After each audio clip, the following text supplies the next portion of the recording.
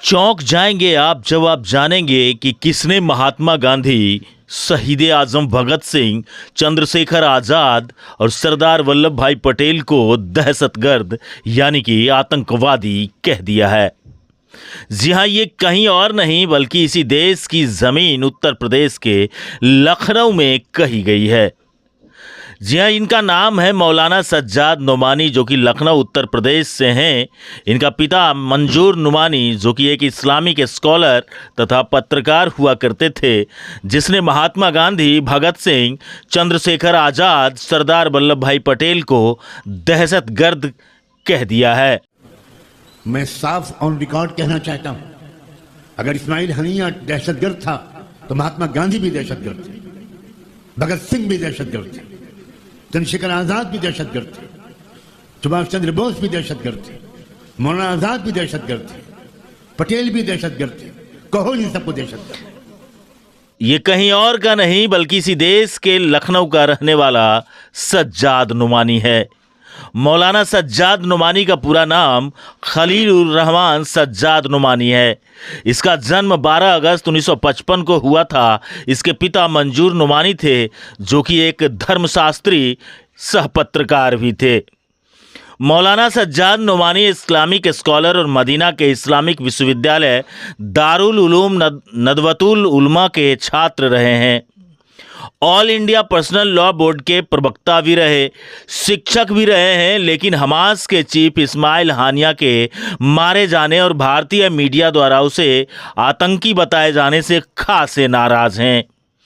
इतने नाराज हो गए हैं कि यहां तक कह दिया कि अगर इस्माइल हानिया आतंकी है तो भारत के महात्मा गांधी, भगत सिंह, चंद्रशेखर आजाद जैसे शहीदों को भी आतंकी कहा जा सकता है। गौर करने वाली बात है कि अपने निहित स्वार्थ और धार्मिक कट्टरता की जिद पर भारत के टुकड़े करने वाले मोहम्मद जिन्ना का नाम एक बार भी सज्जाद नुमानी ने नहीं लिया और ना ही जिन्ना को दहशतगर्द कहा। इस्माइल हानिया, जिसका जन्म 1963 में गाजा के शरणार्थी शिविर में हुआ था, जिसने आतंकी संगठन हमास को एकजुट रखने तथा हमास के आंतरिक विवाद को निपटाने में अहम भूमिका की थी, जो हमास का पॉलिटिकल ब्यूरो चीफ रह चुका था, को अमेरिका ने ही वर्ष 2018 को आतंकी घोषित कर दिया था। भारतीय मीडिया में आतंकी कहने पर सज्जाद नुमानी आग बबूला हो गए और भारतीय इतिहास के महान नायकों को ही आतंकी करार दे डाला। अब सवाल उठता है कि मौलाना सज्जाद नुमानी उस पर क्यों नहीं भड़के जिसने इस्माइल हानिया को अंतर्राष्ट्रीय आतंकी घोषित किया। उस देश के नायकों को आतंकी क्यों नहीं कहा जिसने उसकी हत्या कर दी। उसने राष्ट्रपिता महात्मा गांधी, शहीद आजम भगत सिंह, सरदार पटेल, चंद्रशेखर आजाद को ही आतंकी क्यों कह दिया। जिन्ना का आखिर नाम तक क्यों नहीं लिया।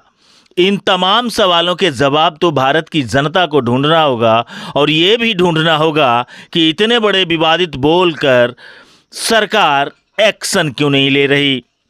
Bureau report, BT news Bihar. हमारे मुल्क का जो झूठा मक्कार सहयोगियों का एजेंट गोदी मीडिया है, वो ये प्रोपेगेंडा कर रहा है कि दुनिया का सबसे बड़ा टेररिस्ट मारा गया, दुनिया का सबसे बड़ा आतंकवादी और दहशतगर्द मारा गया।